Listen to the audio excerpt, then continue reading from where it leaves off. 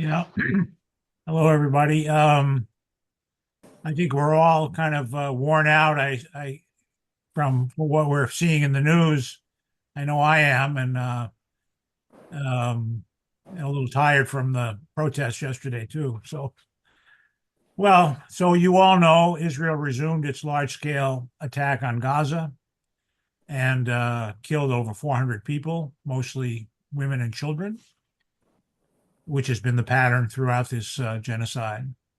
And they are openly threatening, this is the Israeli government, openly threatening that what's coming is worse than what took place before. Uh, and they are threatening to move again the population that has tried to return to their former neighborhoods, the ruins of their former neighborhoods. And we don't know how. They also have entered Gaza, central Gaza, on the ground. Soldiers, again, it looks like they're aiming to divide up the Gaza Strip again, as they did earlier on in the genocide. And, it's just, it's hard to find the words to describe how depraved Israel is behaving in this circumstance. And sadly, that means a substantial part of the Jewish Israeli population. It's not just the government operating in isolation. They are have continued to violate the ceasefire in Lebanon, and in Syria. They've been bombing Daraa, Homs, Damascus, and consolidating their occupation of more Syrian territory, again with no repercussions at all. There's a report that the U.S. Envoy to Lebanon is demanding that the Lebanese government begin to negotiate directly with Israel, presumably to enter a kind of trajectory that may lead to normalization, quote unquote, or face a cutoff of U.S. support and a renewed large-scale Israeli attack that the U.S. is claiming to allow if the Lebanese don't play ball. So nothing much is happening in the sort of political echelon in the United States right now. Congress has been engaged pro and anti in the latest outrages by Trump. It doesn't look like the JRDs are moving in any sense. We still don't have a date for demanding a vote, and the few senators that have endorsed these JRDs have not been expanded at all. And that includes the failure of Warren and Markey in our state. And in the House, where it's mostly symbolic, since they will not be allowed to have a vote, there also has not been an expansion in the number of co-sponsors. There were two letters. Now I'm forgetting whether we talked about this last time. One letter in the House, initiated by Rashida Tlaib, that had 14 or so co-sponsors, that was, very explicit in demanding the release of Mahmoud Khalil. And that was signed by McGovern and Presley. And there was a broader, more moderate letter that objected and asked for more information, but as far as I understand, did not demand the immediate release of Khalil. And that was signed by 100-odd Democrats, including 5 of the 9 in our state, which is, somewhat progress. They all signed it except for Moulton, Auchincloss, Neal, and Moulton, of course. Clark didn't sign it. What's that? And Clark, sorry. So those are the people who have basically named themselves as the best targets for opposing their reelection, refusing even to stand up for the rule of law in the United States, never mind the issue of Palestine. So I don't have anything to add. Maybe others have followed things more closely. Maybe there's something I'm leaving out, but that's all for now. Jeff, there was a report on NPR this afternoon that the Israeli troops have retaken the Netzarim corridor. Yeah, yeah. I mentioned that in general, that they are invading on the ground. What their intention is, we don't know, and what more they can do. They're promising worse. That's the official Israeli government spokesperson. And what they could do that's worse is hard to know.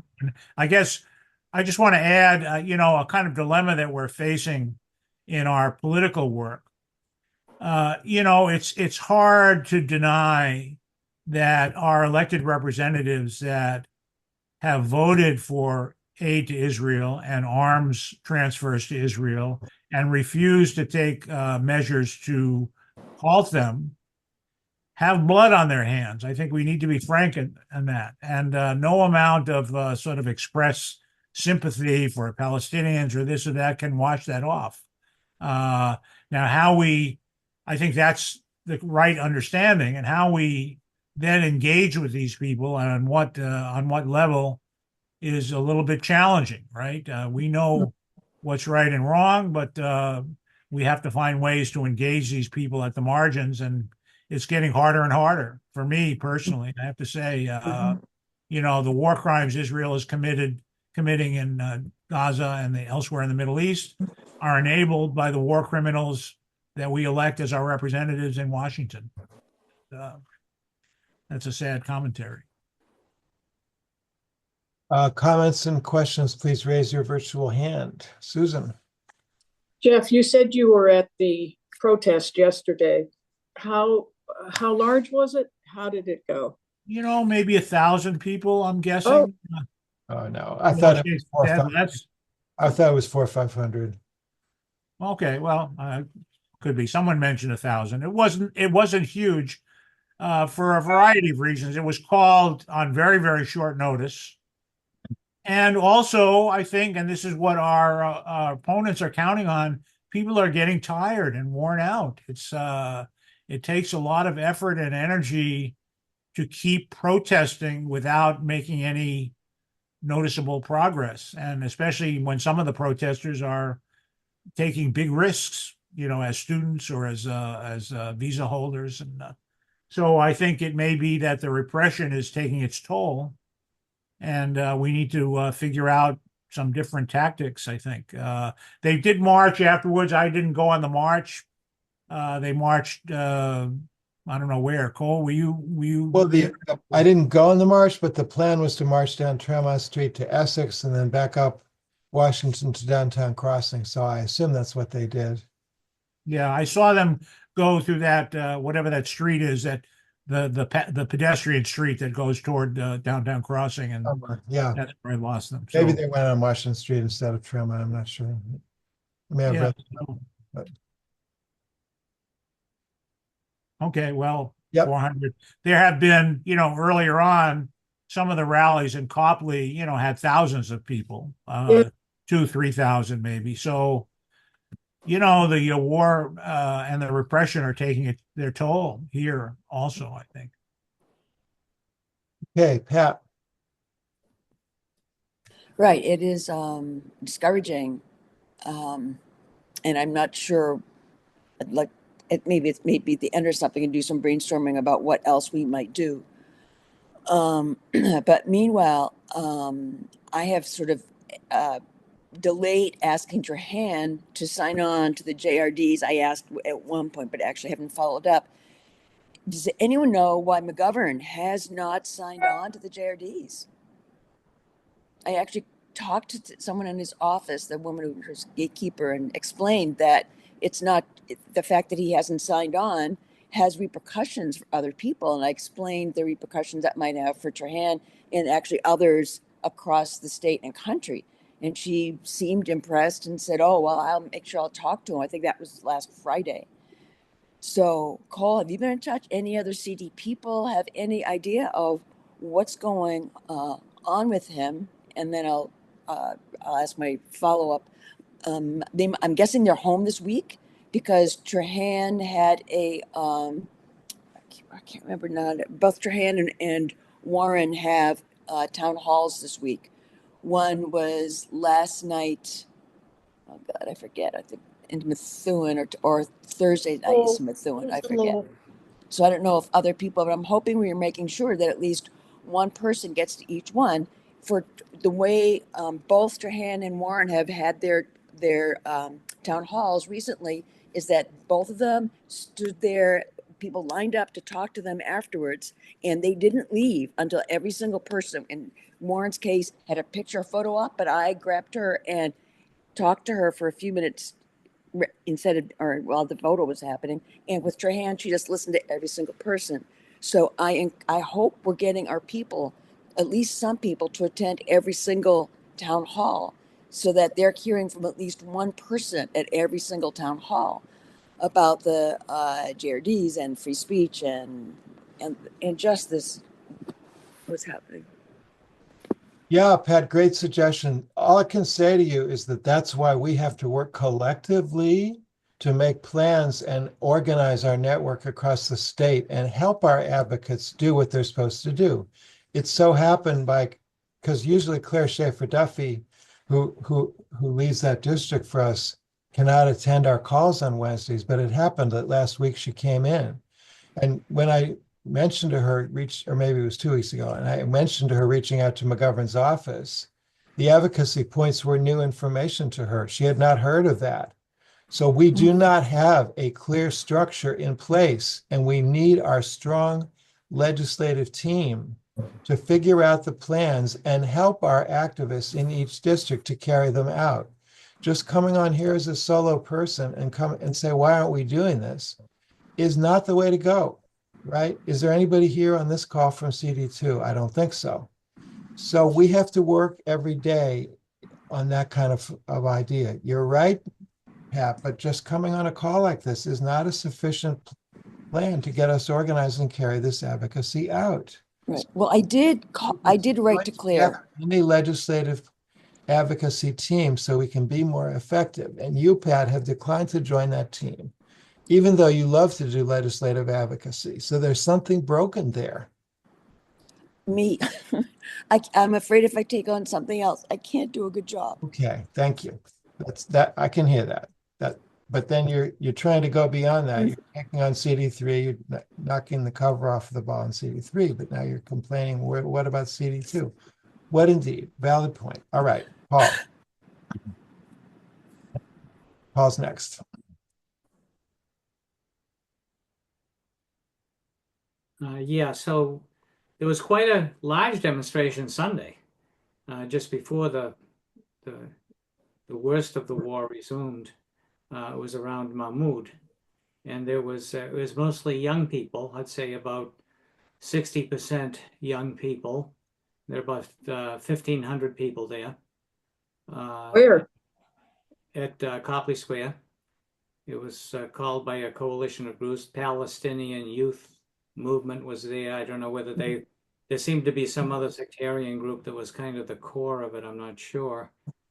But it was quite spirited, and people were there, and then they marched and through Boston and everything else. So it was quite a good event. But we talked about, once there was exactly the escalation that has taken place now, that we would try to do some type of emergency response.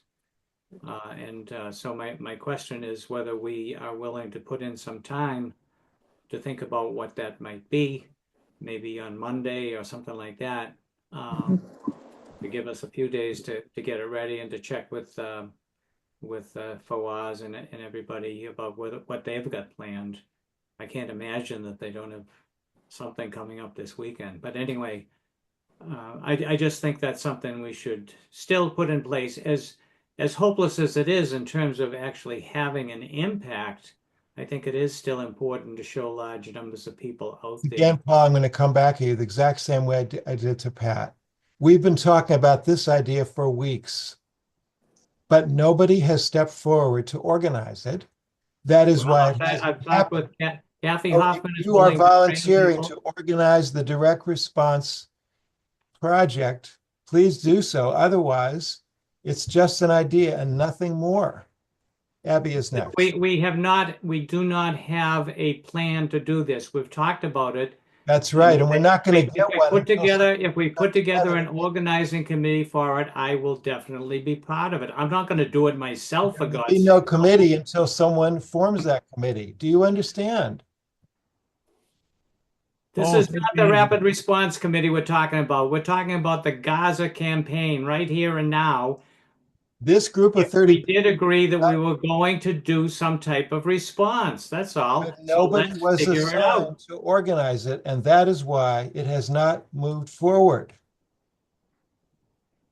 Can I just add something about the protests that occurred to me there, and in general, there are some really dynamic speakers and personalities that, especially Palestinians, especially Palestinian women, who deserve a lot of respect. But it seems to me there's a weakness of these protests is that they don't have a plan for taking action that can move the needle in terms of politics. In other words, I give them a lot of credit, having, being radical and supporting Palestine and condemning who needs to be condemned. But it's sort of magical thinking to me, the idea that if you just keep protesting and protesting without a plan, without anything, that things are going to change. And I think that's a weakness of our part of our movement. So sorry to editorialize, but that needs to be said. Yeah, I'm struggling with my Zoom here because I've lost my mouse and I want to take Jeff off of speaker because it's no longer a Q&A. It's more of a discussion, an impromptu discussion here. All right, Abby, go ahead. So Cole, it sounds like you're frustrated Just like others are too, and I am frustrated. You're right, Abby. yeah, so we hear that, Cole.